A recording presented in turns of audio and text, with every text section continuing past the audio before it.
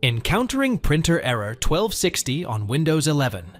Here are 3 quick fixes to help you get your printer back up and running smoothly.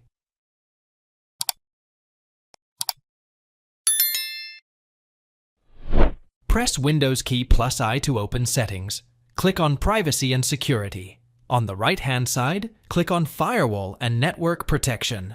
In the Firewall and Network Protection window, simply click on the network type beside which you will notice Active. Now, scroll down through the Settings window. Then, toggle Microsoft Defender Firewall 2 off. Close Settings window. Now, try to print something and check if this works.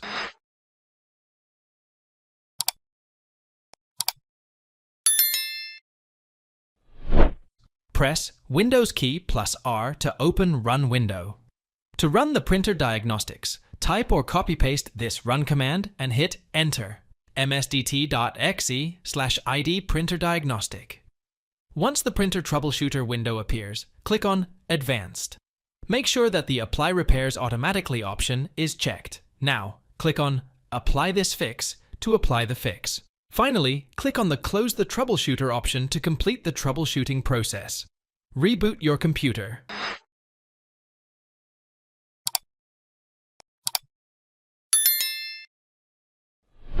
Search for the Edit Group Policy.